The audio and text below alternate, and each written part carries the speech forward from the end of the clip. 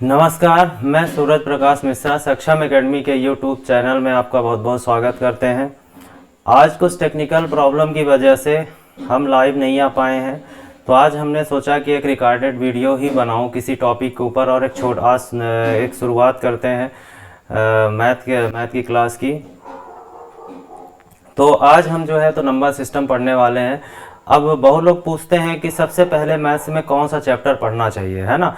तो देखिए क्या है कि मैथ जो है बहुत बड़ी सब्जेक्ट है, तो इसमें क्या होता है कि सबसे पहले उचित होता है कि हम नंबर सिस्टम को पढ़ें। नंबर सिस्टम क्यों सबसे पहले पढ़ें? क्योंकि इसे समझना थोड़ा आसान है।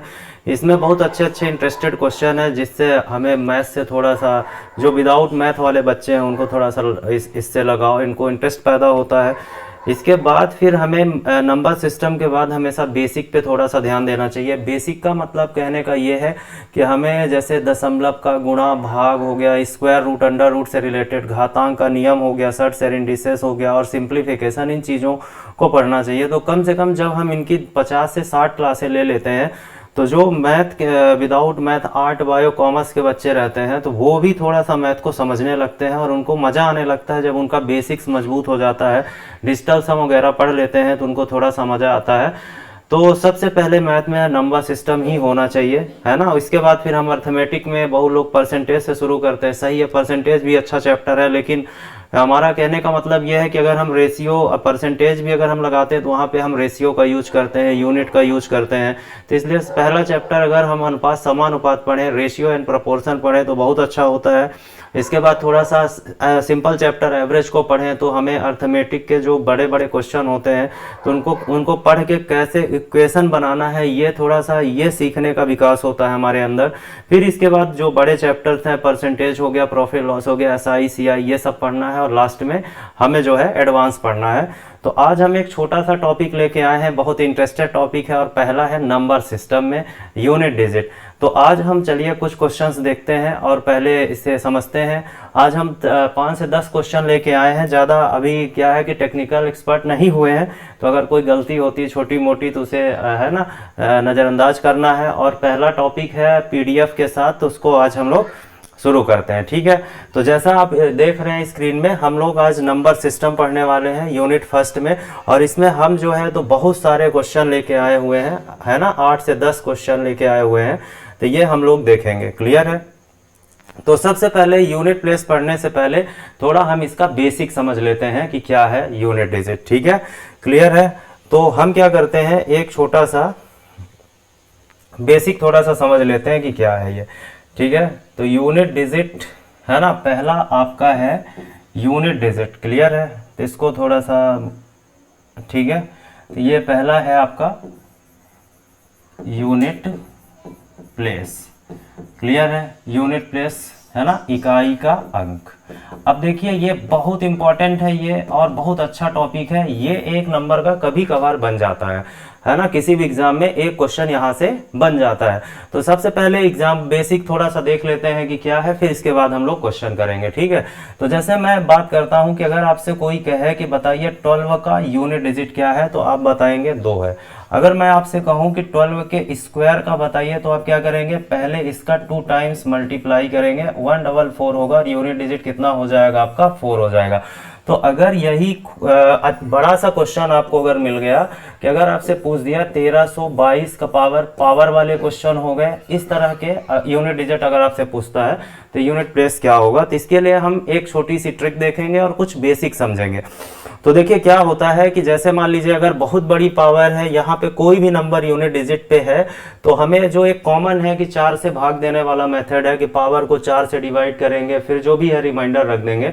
लेकिन कुछ बेसिक ये है कि जैसे अगर कोई नंबर यहाँ पे है 2 है, तो 2 है यहाँ पर। इसके अलावा अगर यहाँ पे हमारा अगर यूनिट डिजिट पे अगर 0 हो, 1 हो, 5 हो और 6 हो, तो अगर ये किसी भी नंबर के इकाई के अंक में 0, 1, 5 और 6 है, तो इनका पावर आप कुछ भी कर लीजिए, वो कितना होगा आपका, 0 ही होगा। पावर आप कुछ भी कर लीजिए तो आपका 0 ही होगा। क्लियर है? जैसे अगर यहाँ पर हम 1 का पावर कुछ भी करें तो आपका 1 ही आना। वैसे ही एक नंबर होता है 5 का पावर आप कुछ भी कर लो, कुछ भी कर लो, आपका देखो 55 25 पंचे 125 पंचे 625, देखो भाई 5 ही आने वाला। इसी प्रकार से 6 होता है कि 6 का पावर आप कुछ भी कर लीजिए, है ना, तो 6 36 छक्का 216, तो आपका 6 ही मिलेगा। समझ में आ रहा?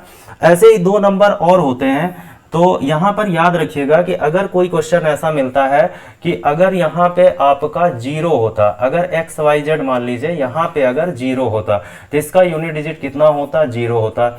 अगर मान लीजिए यहाँ पे 1 है, तो अगर आपको ऐसा क्वेश्चन मिलता है कि अगर किसी भी नंबर का यूनिट डिजिट 1 है तो उसका जो है तो आपका 1 ही हो जाएगा। ठीक है, क्या है कि अगर है ना, और अगर मान लीजिए यहाँ पे आपका फर्स्ट नंबर 5 है, पावर कुछ भी हो तो 5 ही होगा।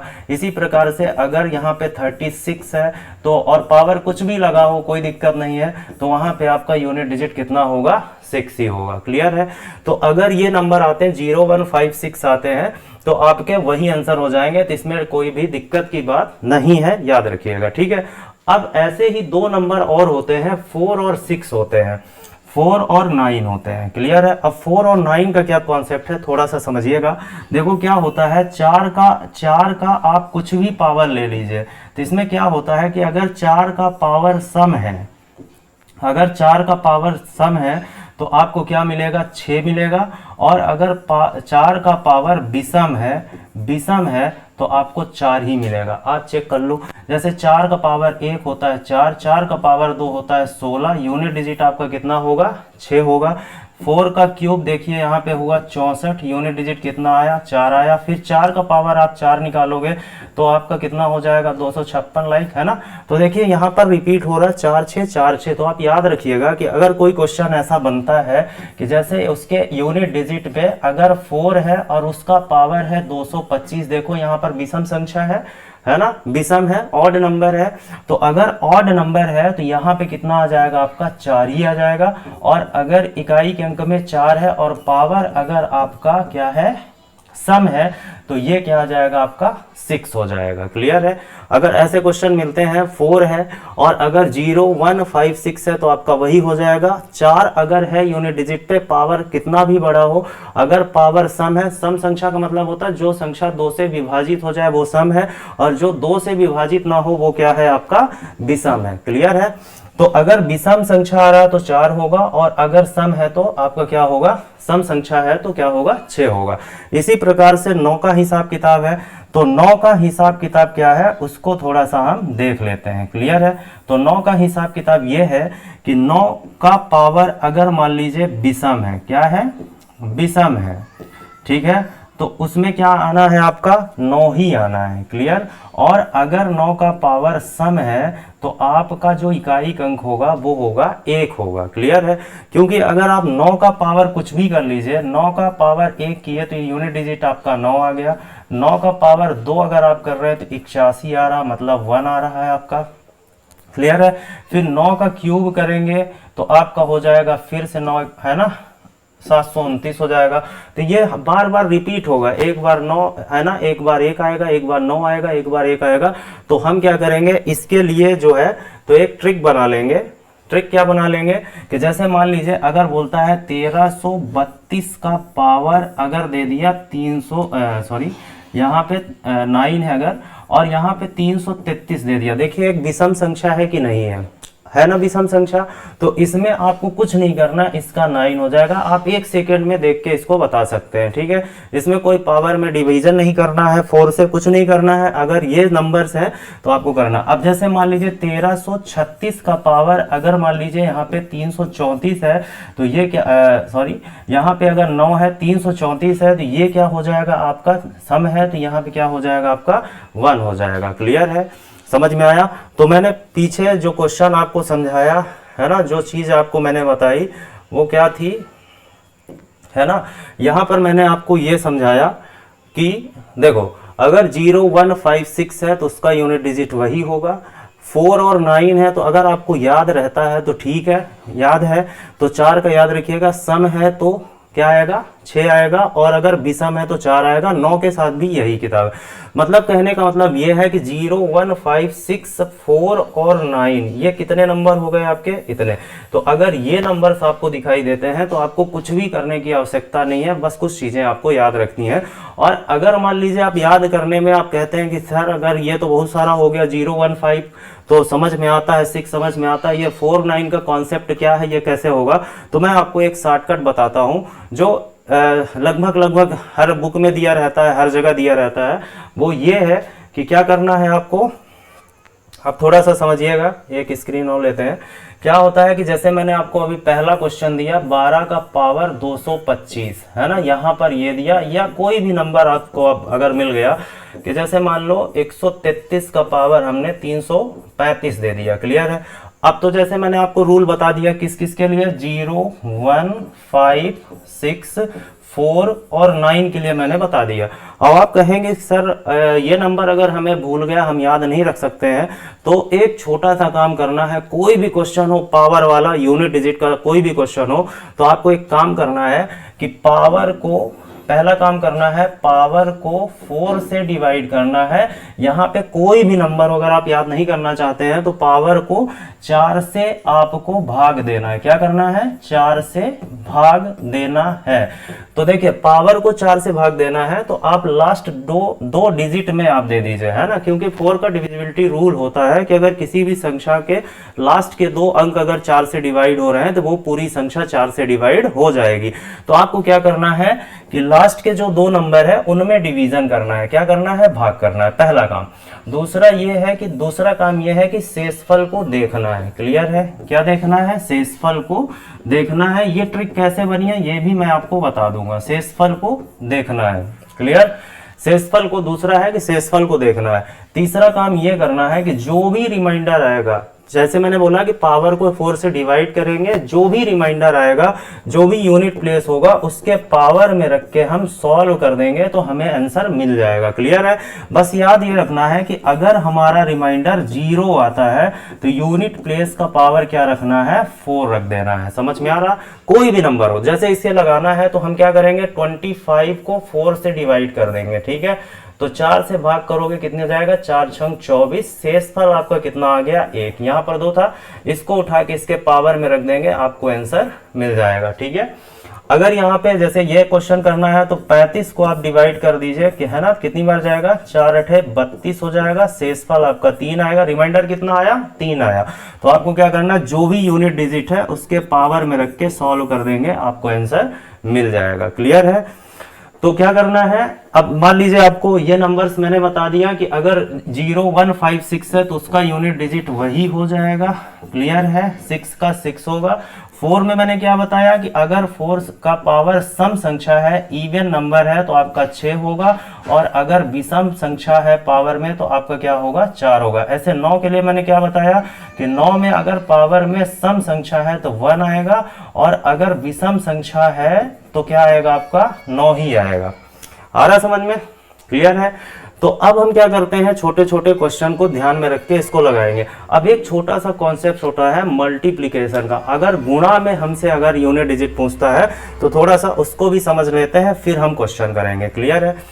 जैसे मान लीजिए अगर आपसे पूछता है कि, छोटा सा पूछते हैं, जैसे 12 गुणे 13 गुणे 14, इसका यूनिट डिजिट बताइए। किसी भी नंबर का यूनिट डिजिट अगर आपसे ऐसे इनटू में बहुत सारा लंबा सीरीज देता है और बोलता है कि इसका यूनिट डिजिट आप बताइए, तो थोड़ा सा ध्यान दीजिएगा। यूनिट डिजिट अगर हमें बताना है इसका, क्लियर है, तो आपको क्या करना है, सबसे पहले कि जब देखो आप किसी भी नंबर का जब मल्टीप्लाई करते हैं, चाहे वो छोटा नंबर हो, है ना, जैसे मान लीजिए ये है, या फिर आपका ये नंबर है, चाहे छोटा हो या बड़ा हो, सबसे पहले आप यूनिट डिजिट का ही मल्टीप्लाई करते हैं। उसके बाद जो भी चीज आता है तो वो पीछे आता है।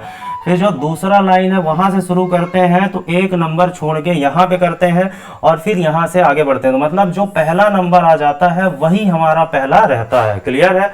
तो आप इसे आराम से देख सकते हैं, कोई दिक्कत नहीं है।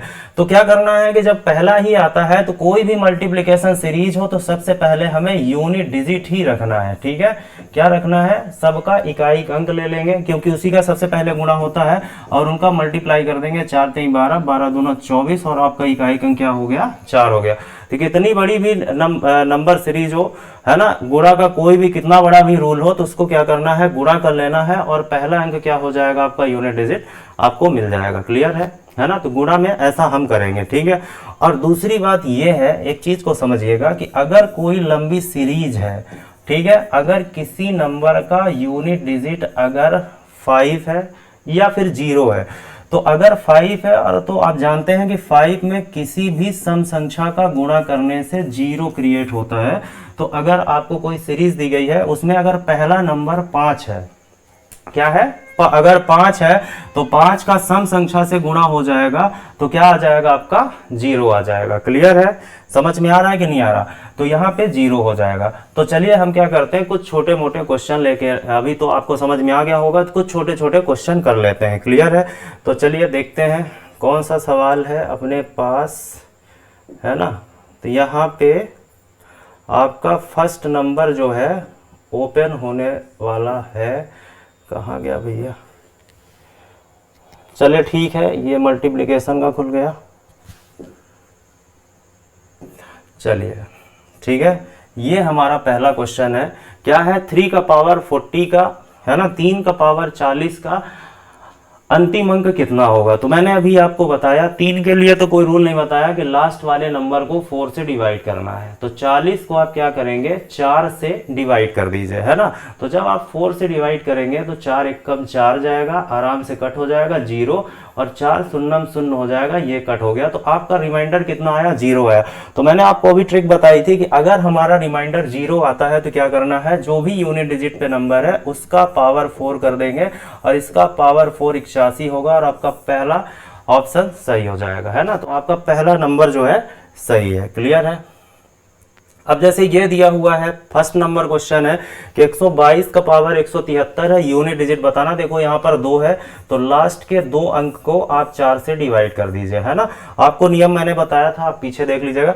तो यहाँ से हो गया आपका 4 एक कम 4 हुआ, ये 33 आ गया, 4 अठे कितना हो जाएगा 32 और आपका रिमाइंडर 1 आ गया।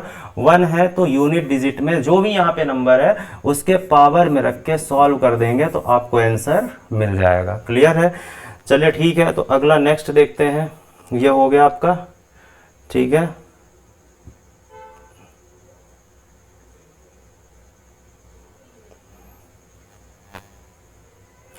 थोड़ा सीख रहे हैं इसको, है ना।